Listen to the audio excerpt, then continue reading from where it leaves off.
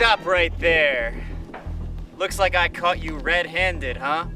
Going on Instagram, maybe looking at meme pages, looking at announcements, maybe clicking on some clickbait videos, huh? Kind of like this one, talking about how the SCAR has ended civilian production. Very sad, but I figured this would be the absolute perfect time to touch on the SCAR, and I don't have a SCAR H, unfortunately, but I do have a SCAR 16S, the civilian version of the Mark 16, also known as the SCAR L.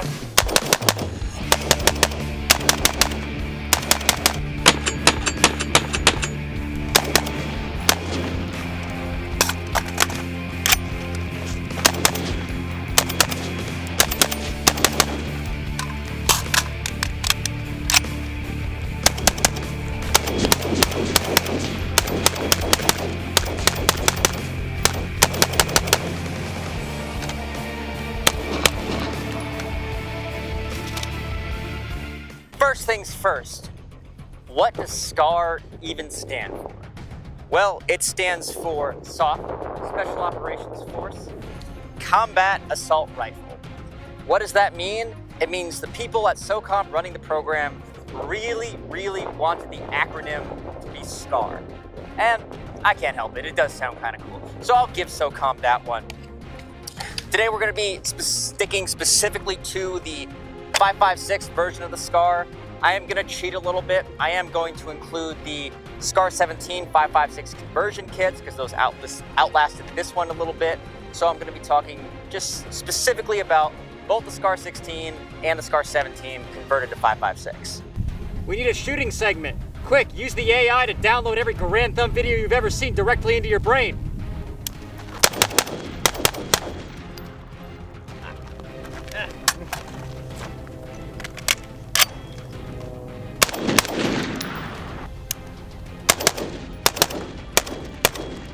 So we're typically going to see these guns in military hands referred to as the Mark 16, of course, unless it is a 5.56 Mark 17 kit. They are also more commonly we're just referred to as a SCAR L or SCAR Light versus the SCAR H or SCAR Heavy. You can pick whatever terminology you want to use. For the civilian terminology, it is the SCAR 16S, S being for semi-automatic. Go with what you want. Now, the SCAR comes around as a result of a solicitation that SOCOM put out looking for a new rifle to potentially replace their existing M4 carbines around 2004, 2005. And I know what you're thinking, 2004, 2005, that's very interesting because that's around the same time the Block 2 program comes around to replace it and upgrade the M4. That's also the same time the HK416 comes around to replace and upgrade the M4. That is also the same time the XM8 comes around to replace and upgrade the M4. And other than the Block 2, those all being gas piston derivative rifles for improving reliability on the M4 carbine. Some of these guys are drinking on the job. Look, they can't even stand upright. They keep falling over. You just can't find good help these days on the flat range, okay?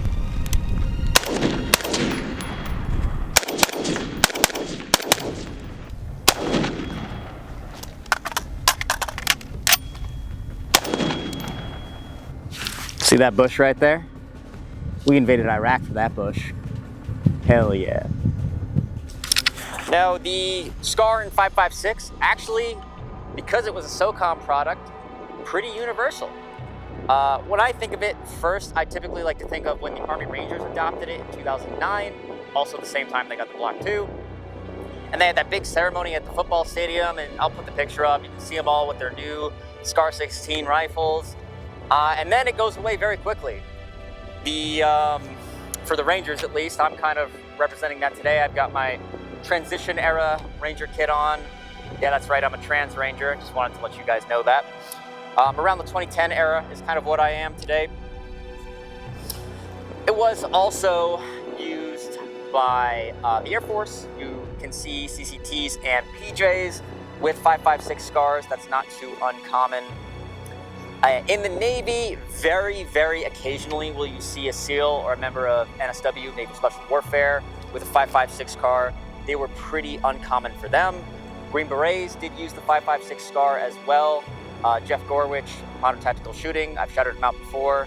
fantastic channel, fantastic resource knowledge, former Green Beret. He used the SCAR a bit later on some of his deployments because it was something that they needed operationally. As well as the CRIF / SIF would have had access to SCAR rifles, namely the short barrel ones. Then around 2013, the 5.56 SCARs kind of go away, but they still kind of live on with those Mark 17 5.56 conversion kits. Burger Town, motherfucker!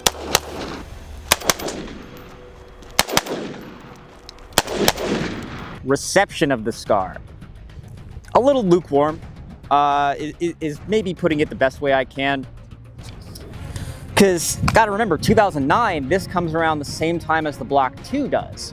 So, units that have access to SCARs will also have access to the new Gang Defense URGs with the Block 2 rails, the RIS-2. And the good thing about that is, having been in the military for a little while before you get to your role, you're very familiar with the M4 M16 platform, and the Block 2 is an M4 M16 platform that you're already familiar with. So pick a brand new 5.56 rifle that has the same capabilities and is basically the same as your existing M4, or go with the platform you already know. And a lot of guys just chose to go with the platform they already know. I do understand that as their decision. Why change it if it ain't broken? So the SCAR got kind of relegated to a status very similar to the MCX Surge kit in the modern day, where, hey, we have them in the armory if you want to use them. And some guys, of course, did choose to use SCARs over their M4. It's just what they preferred, user preference. And that's where it sat, like, even into the 2020s. You can see, for example, guys in Ranger Regiment, granted, they're using SCAR 17s with the 5.56 kits, but it's just because that guy preferred the SCAR platform. A friend of mine who was a Ranger, I talked to him because he carried the SCAR in one of his deployments in Syria, and he told me the main reason he carried it, and he carried the 7.62 version, was just because he was in charge of a weapons team, and he wanted to have the same capabilities as the 240 Bravos on his weapon teams, so he carried the 7.62 SCAR Heavy. When I asked him about the 5.56 one, he's like, there's no point. I would never carry that because I have a Block 2 M4, and I would much rather that platform because it's something I'm very familiar with. I don't know why in these videos, but there's always a gang of brown guys attacking me.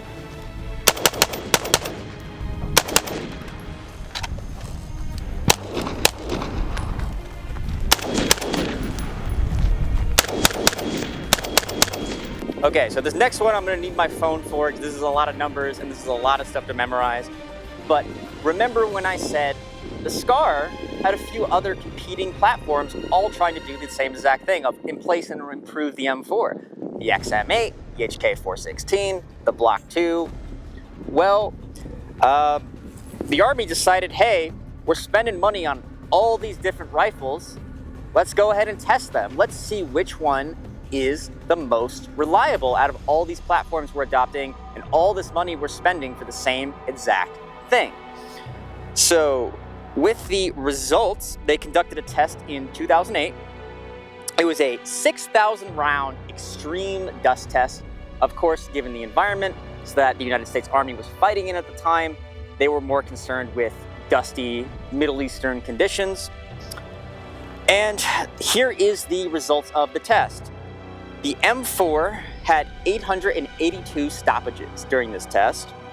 The SCAR had 226 stoppages. The HK416 had 223 stoppages. And the winner, being the XM8, had an astounding 127 stoppages in 6,000 rounds. Now, I'm going to note this a little bit. These results are highly contested because they thought M4 being that unreliable, were they doing something to squeeze the numbers? The Army wouldn't do that, would they? Well, they tested it again, the M4, in the exact same conditions. And they tested it with a result of only 307 stoppages. That's weird to suddenly go from over 800 to then down to 300. And as a result, they went, we maybe don't believe the results of this test because that's a little suspect. Also, a large number of these malfunctions, because you might thinking, oh, well, XM8, that's the most reliable gun. Let's go with that one. Well, as it turns out, the XM8 was the one gun in that test not using shitty USGI Green Follower aluminum magazines. I think the #1 reliability upgrade SOCOM did do was adopting Gen 2 PMAG magazines, which were just so much better than the USGI magazines and enhanced the reliability so much. But the SCAR still did pretty good in this test, coming in at that #3 slot. Honestly, a difference of 3 stoppages with it next to the HK416, that's too little to even make a difference. People typically ask me, I've been DM'd, I've been asked on Instagram, I've been asked in the comments of my videos, hey, talk about what you're wearing for these videos. Now, I typically like to match my equipment to the time period and weapon that I'm talking about. So for today, my equipment is based on that of the transitional Rangers around 2010, when they started to transition away from Ranger Green and ACU over to their Cry multicam uniforms and to khaki pouches. Obviously, transition periods take a couple of years typically for the old to go out and the new to come in. So I still have the Ranger Green MBAV on. The Eagle MBAV is what Rangers would have been wearing from around 2006 to around 2011. Then they started to get replaced with khaki MBAVs and then later the ABS. I've got my Cry AC, Army Custom, Gen 2, whatever you want to call it, multicam uniform on. These are what started to come in to replace the ACU uniforms. I figured this was a good kind of era to pick because it's kind of right when the SCAR, maybe like the first year it was online before Ranger Regiment eventually got rid of them because it's not a real upgrade over the M4. I've got a few transition era pouches on. I've got my Blackhawk pistol pouch for my Beretta, which would still be using the M9 at this point, not the Glock 19 yet. I've got an Eagle khaki M4 mag pouch that's on my belt, and I've got the 100-round saw pouch on the back I'm using as a dump, as well as this personal retention lanyard on my belt. I have a LBT one with a little loop right here so it fits specifically the PLR.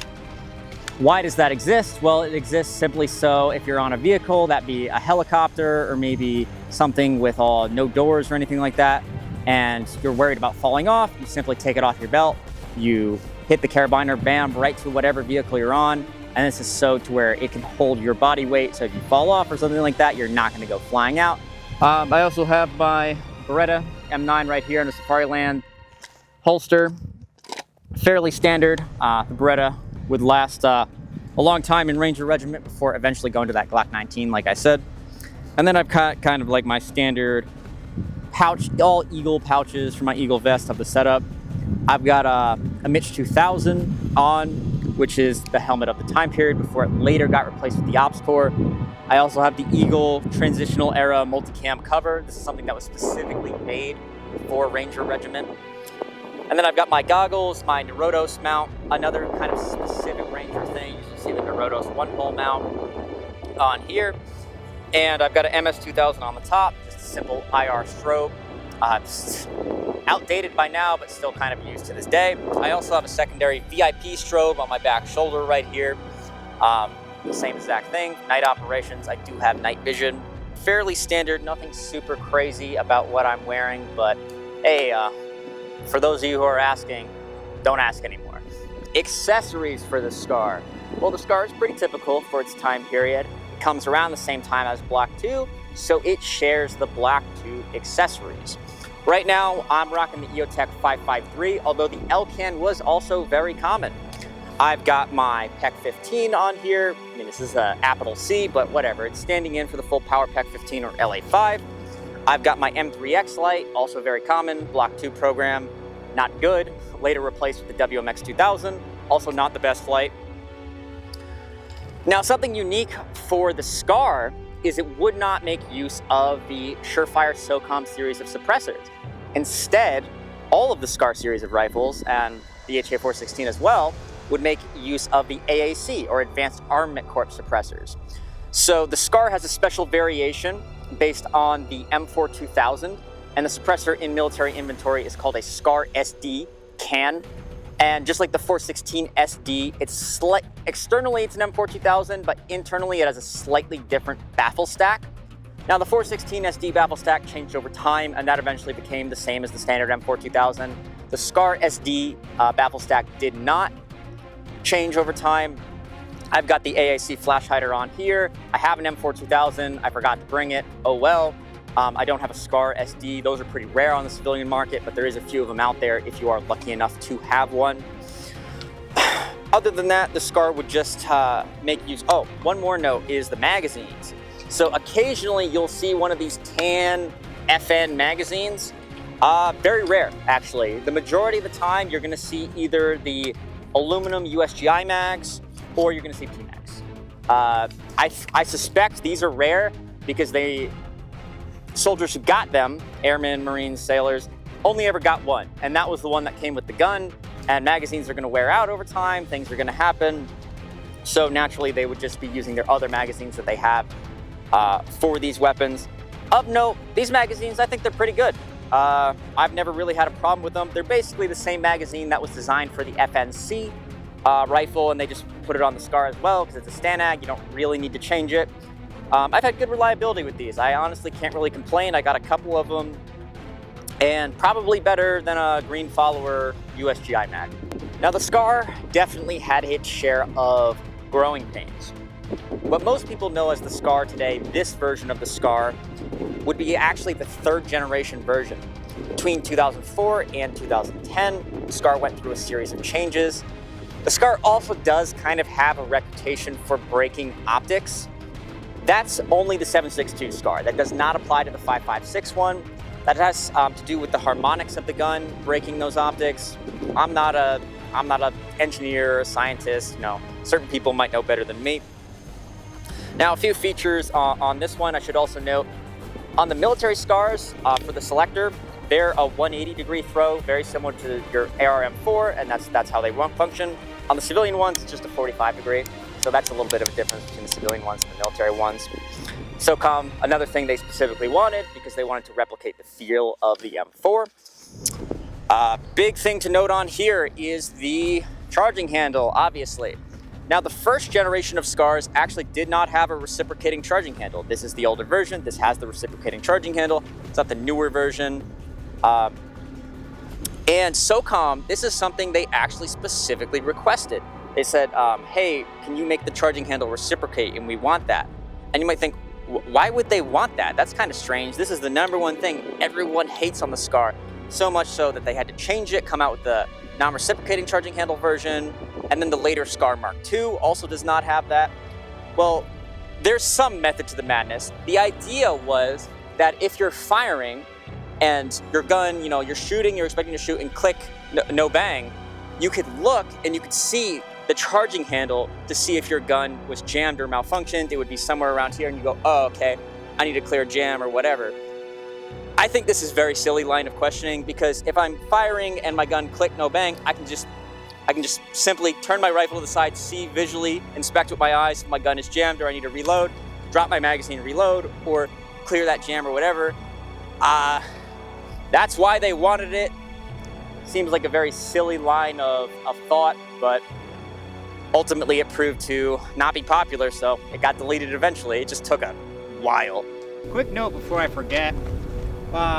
When you're shooting a couple of magazines through the SCAR, because the gas block being located right here, the lower handguard does start to heat up pretty quick, and you're definitely gonna feel that heat. So this is definitely a gun that you want some kind of grip on, where you can get your hand a little bit further away from that, because it's something you're gonna start to feel after a little while with the SCAR. For the negatives of the SCAR, I will note there are positives. This gun, because it makes extensive use of polymer, it tends to be pretty light. That applies to both the 5.56 and the 7.62 one. Now the 5.56 one, specifically with the 14-inch barrel, it's a little skewed. This one has a 16-inch barrel. It's gonna be about 7.3 pounds with nothing on it, which is a fairly light, handy rifle. That's not too bad at all for a free float rifle that is full-length Picatinny rail. That's pretty good. Also notable of the SCARs are they tend to be very accurate rifles. They are, of course, making use of a free float barrel design, which lends to that accuracy. And typically they tend to be around 2 MOA, although I have seen plenty of people with match grade ammo get them to about 1.5 to 1.6 MOA, which is fantastic for a mass issue military rifle. So it's not all bad with these guns. Okay, so for legal purposes, I'm rocking the factory civilian 16-inch barrel. The military would have used either the 14-inch barrel or the short 10-inch ones. Both I think are a lot cooler. I would love to have the 10-inch barrel on this, but frankly, barrels are $1,500 for this gun, and it's just, that's not worth $1,500 to me. Also, getting them cut down, there can be issues with the gas system. It's very finicky if you don't have somebody that specifically specializes in scars, so there can be issues there. As well as this gun just wasn't worth it to me to SBR for a long time. Now that tax stamps are free starting next year, I might actually go down that route for this gun because it's not going to cost me anything. And maybe I'll get it cut to 14, or maybe I'll get it cut to the 10. Or I'll break down and cry on my bathroom floor because I spent $1,500 on a 10-inch barrel. We'll see. Factory trigger, not great. Geisley is an option. You kind of get them. They're, of course, expensive. That's an added expense that you're throwing onto your rifle, but I do wish the trigger could be a little bit better. Going back, we've got our classic Scar UGG boot stock. These I don't really mind. I like that it has the cheek adjustment. I like that it's got 6 levels of adjustment. Perfectly comfortable for me, although at least on the Mark 17, the Kinetic Development Group ACR stock, which I don't think they make anymore because Magpul doesn't make the ACR stock anymore, but those have been seen on Mark 17s, as well as the Voltor M4 buffer tube replacement. Those have been seen on Mark 17s as well. There's also one crazy photo of a Ranger with the Scar Mark 20 stock on his 5.56 Scar. I have no idea why he would have that or why he would choose to run it. Maybe he's just making fun of cloners, but goddamn, that's what he was running on his gun, and I respect it. Okay, for the Scar, a few more quick things to note. Recoil impulse. It feels different than an AR. It's not vicious by any means. I think the Scar L and the Scar H are very light recoiling guns, but they do feel different than an AR platform recoiling, so some people don't like that. That's understandable. People like what they're used to, what they're familiar with, and I can understand that. Although the Scar is not vicious by any means, very soft shooting rifle. The grip looks like your standard A2 grip. I hate that they designed a new rifle and they put an A2 grip on it. It's a slightly different. You just have to modify AR grips by removing a little bit of material, and then you can fit any AR grip you want on here. I'm keeping it standard right now, but my preference would just be to throw a BCM on here. That's my favorite grip, or an M16A1. Both are fantastic in my opinion. I talked about the charging handle a little bit, but the thing I kind of failed to note is with these versions, Kinetic Development, Magpul, they both make extended charging handles. With the standard charging handle on the old Scar, any optics you have on here, these things are just knuckle dusters. Anytime you're charging this, you're gonna hit your optic if you've got anything hanging off or anything like that. So it's important to be cognizant of that, especially if you have to charge the weapon very quickly.